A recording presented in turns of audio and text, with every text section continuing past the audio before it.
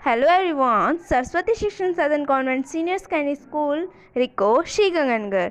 Welcome to all the online classes of class 9th Hindi. We have online admission start from season 2020-21. So let's start chapter 12th of class 9th.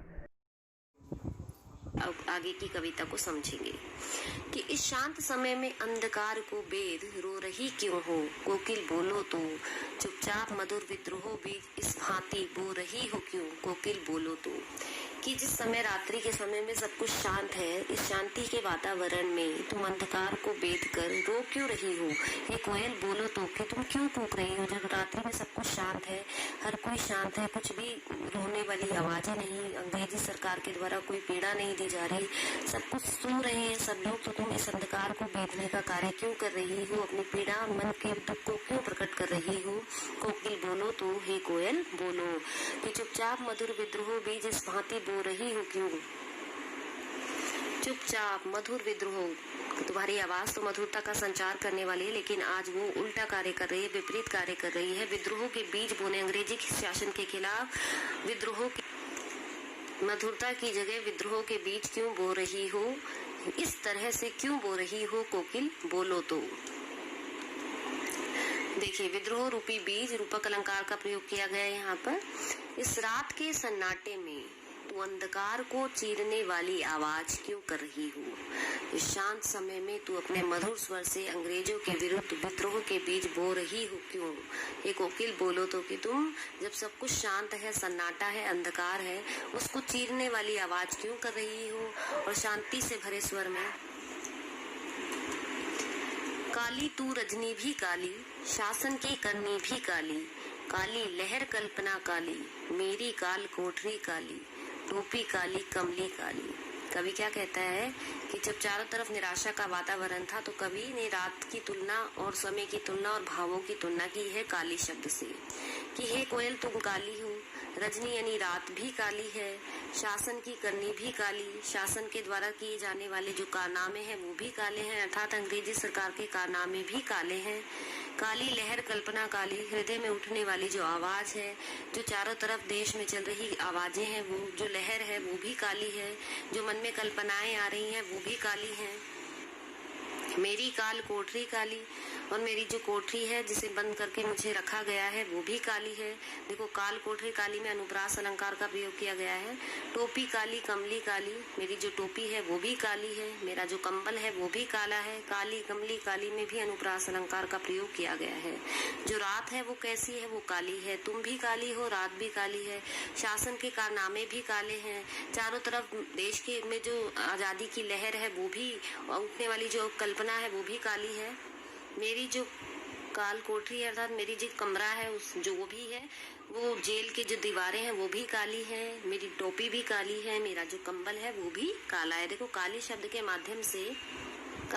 माध्यम से यहाँ चमत्कार उत्पन्न करने की कोशिश की गई है। रात्रि की निराशा, शासन की निराशा, चारों तरफ फैली हुई निराशा के भावों को उत्पन्न करने का प्रयास किया गया है। काली शब्द यहाँ एक विशेषण के रूप में प्रयुक्त हुआ है।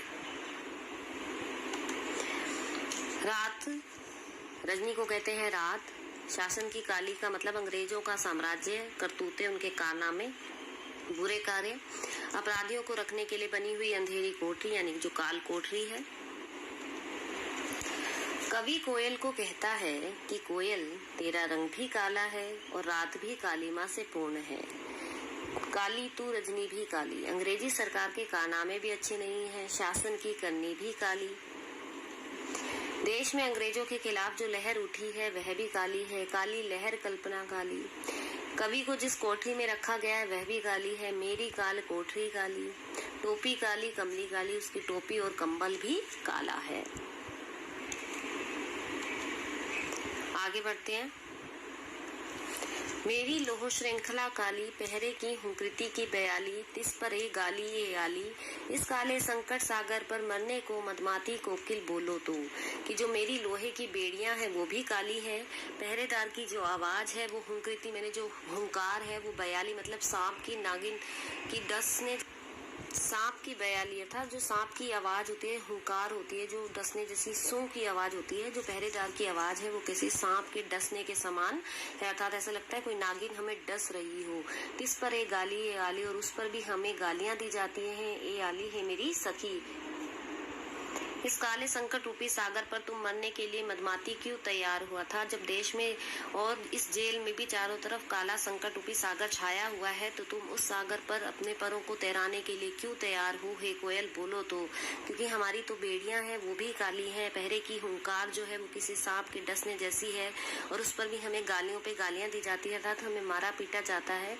और इस काले संकट रूपी सागर पर तुम मरने के लिए मदहोश क्यों हो? कोकिल बोलो तो, कि मुझे बांधने वाली लोहे की जंजीर भी काले रंग की है। इस काले अंधकार से भरे वातावरण में पहरेदार की हुंकार मुझे सांप के समान डसने वाली प्रतीत होती है।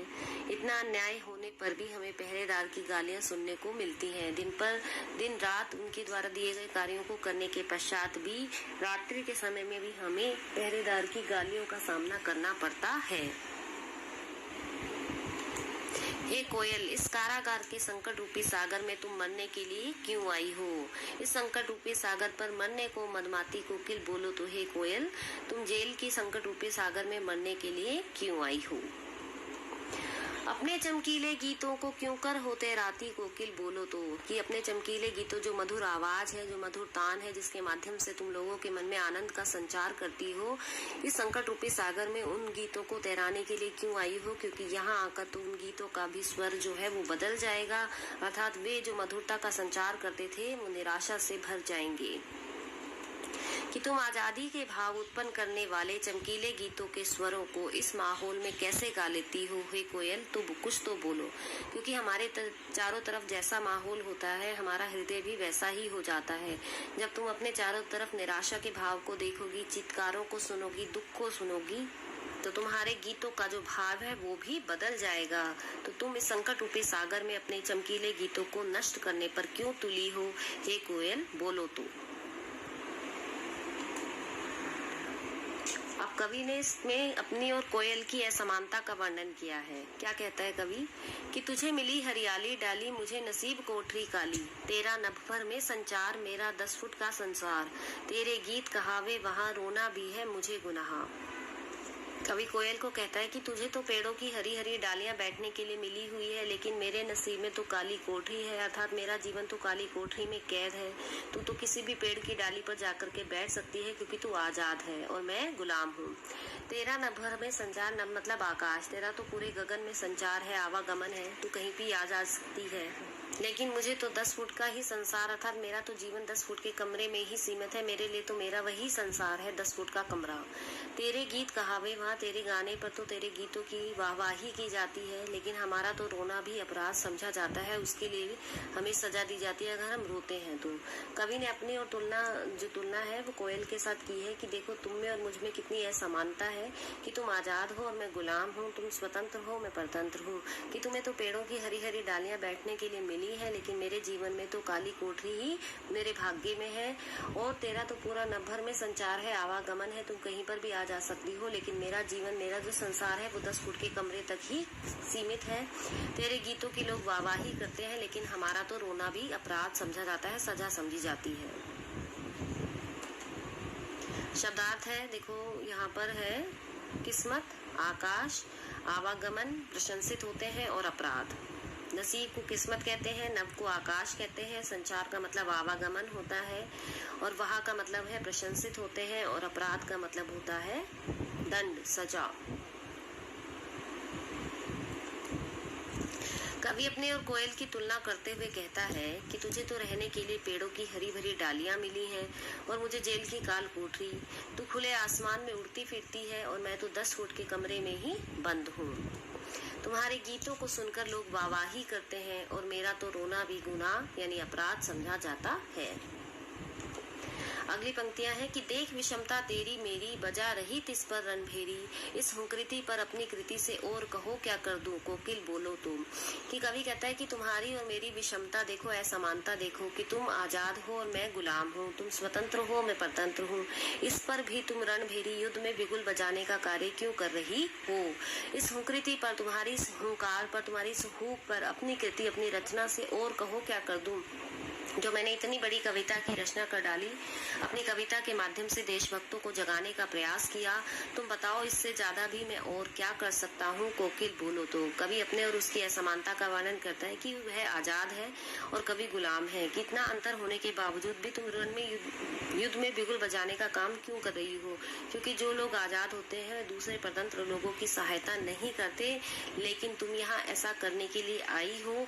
तुम्हारे इस हुंकार पर, अपनी रचना से मैंने इतनी बड़ी कविता की रचना कर डाली है, बोलो अब इस कविता में और ऐसा क्या भरूं जिसके माध्यम से जो और अन्य देशभक्त हैं उनमें भी जागरूकता उत्पन्न हो जाए, वो भी प्रेरित हो जाए और देश की आजादी के लिए अपना प्रयास करें। हे कोयल, तू अपने और मेरे अंतर को देख, इस पर तू भी युद्ध का बिगुल बजाकर लोगों को लड़ाई के लिए उत्साहित कर रही है। तुम्हारी इस हुंकार पर ओज उत्पन्न करने वाली रचना में मैं और इसके अलावा क्या कर सकता हूँ। मोहन के व्रत पर प्राणों का आसव किसमें भर दूं, कोकिल बोलो तो। अर्थात मोहन के व्रत यानी महात्मा गांधी के दृढ़ संकल्प को पूरा करने के लिए मैं और क्या करूं, कोकिल बोलो तो। संकट सागर में रूपक अलंकार का प्रयोग है। काल कोठरी काली कहो क्या कर दूं में क वर्ण की आवृत्ति होने की वजह से अनुप्रास अलंकार का प्रयोग हुआ है। Thank you. Have a nice day.